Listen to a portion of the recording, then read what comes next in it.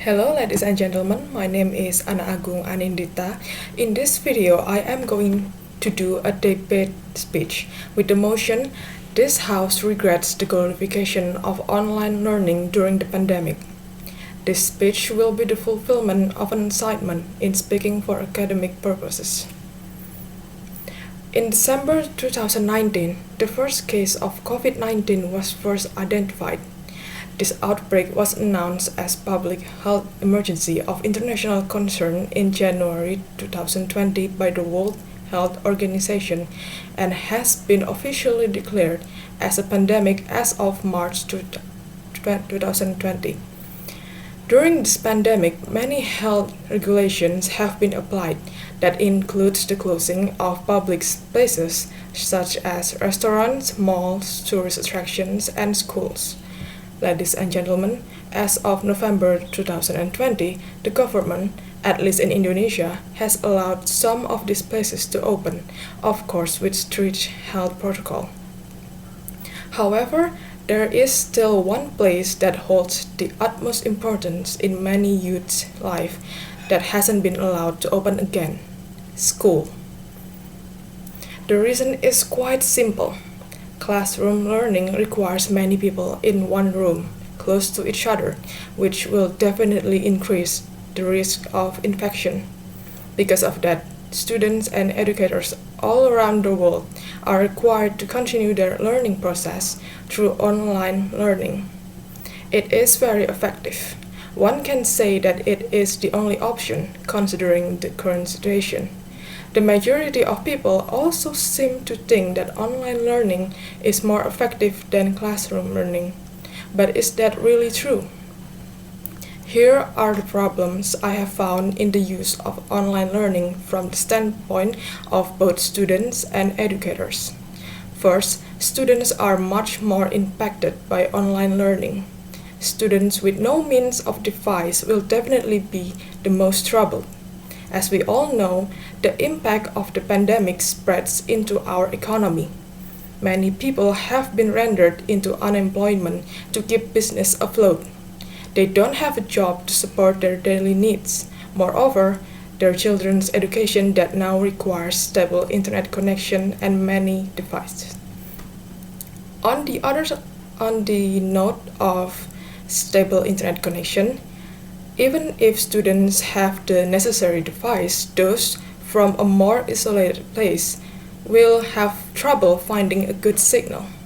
When they do, these students will end up clustered together in one space where they can receive stable connection, which is still a violation of health protocol.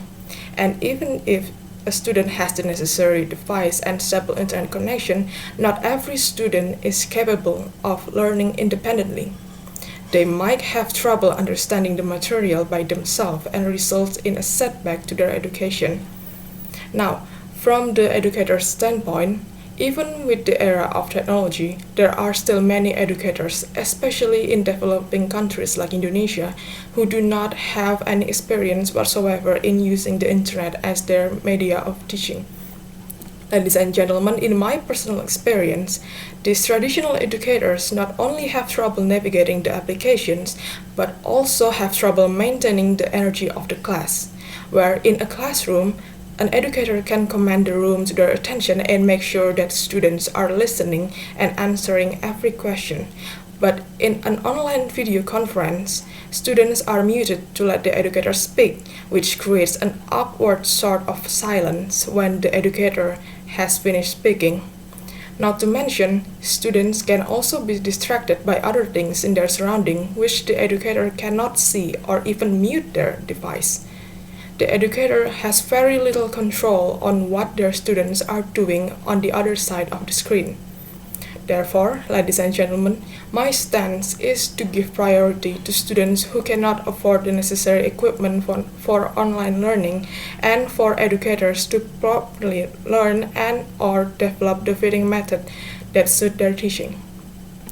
In order to make this stance come true, I suggest that the government see through the goods of online learning and start making efforts to minimize the bad, such as putting more attention to schools with lacking equipment and students who have no means of device should be provided one, or in collaboration with the teaching institution should be allowed to have a one-on-one class with the educators.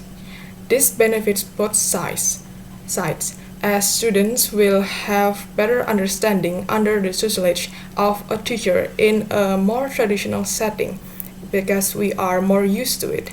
Meanwhile, the educators should also be given proper teaching about the method to maintain the energy of the class in a video conference. With something such as a seminar for a more generic features and tips of online learning, educators will at least have the basis of method. From there, they can start developing their own style of teaching. Ladies and gentlemen, this is the end of my debate speech. I would like to thank you for all the time that you have given to watch the video. And I hope that you also appreciate my effort. With this, I will say goodbye.